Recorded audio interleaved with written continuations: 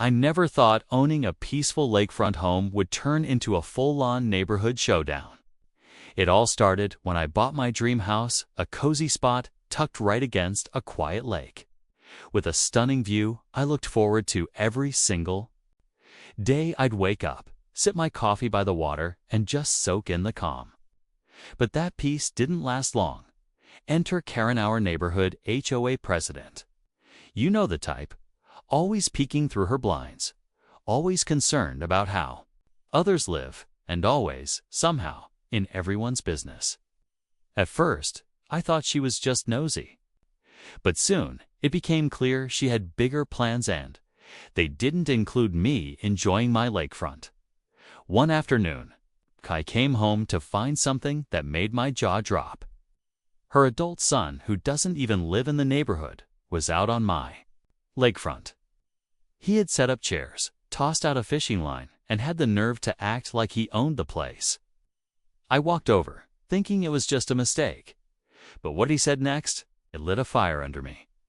Apparently, Karen had decided that since her son loved the water, my yard now belonged to him. She claimed the HOA had voted to rezone parts of the common area, which, funny enough, just happened to line up exactly with my property. No notice, no discussion, just a quiet little land grab behind my back.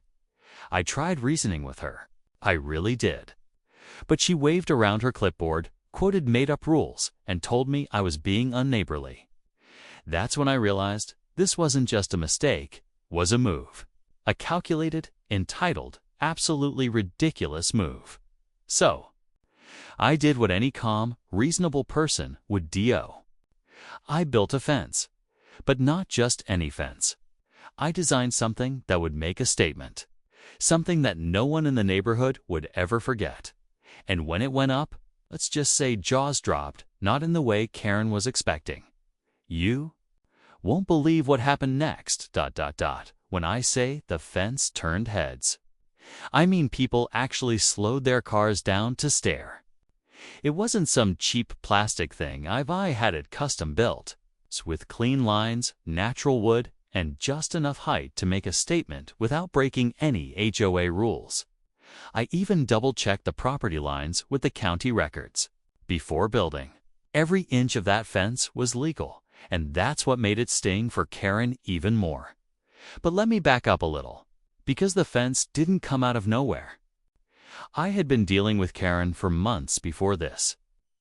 At first, it was little things, passive-aggressive notes about my grass being half an inch too high, complaints about the color of my porch light, even a warning about having my kayak too close to the shoreline. It felt like every time I tried to relax or enjoy my home, there she was, nitpicking and trying to push boundaries. And then there was her son. Let's call him Chad. Grown man, no job as far as anyone could tell. Always walking around with a Bluetooth speaker, blasting music that didn't exactly scream peaceful lake retreat. Once he started showing up every weekend, claiming the lakefront like it was his own personal dock. I knew this wasn't going away quietly. Karen's excuse, he just needs a place to unwind. Apparently, that place was my backyard. Neighbors started noticing too. Some quietly asked me what was going on. Others just avoided eye contact altogether, not wanting to get involved. That's how much sway Karen had over this HOA.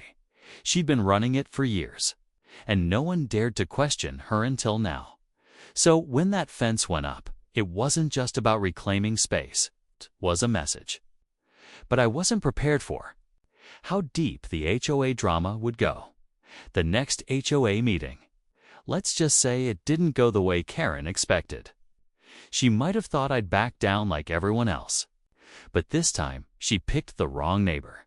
And just when I thought I had the upper hand, something happened that changed everything. The day after the fence went up, everything got quiet. Too quiet.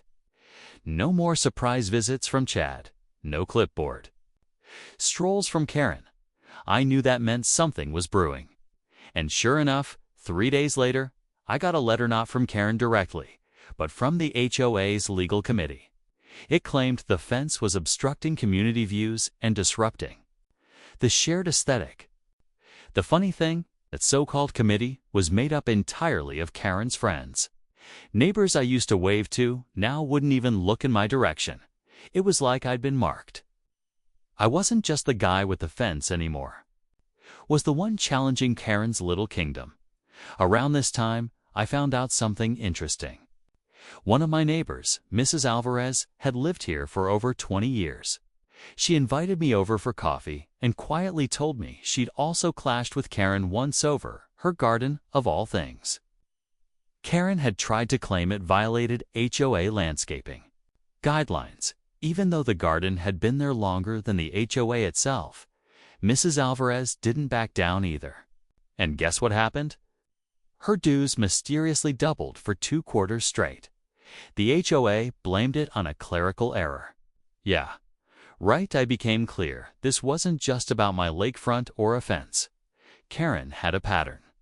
Anyone who didn't play along got pressure, fines, or worse, public shaming in the monthly newsletter. And somehow, she always got away with it. The HOA board was just a formality.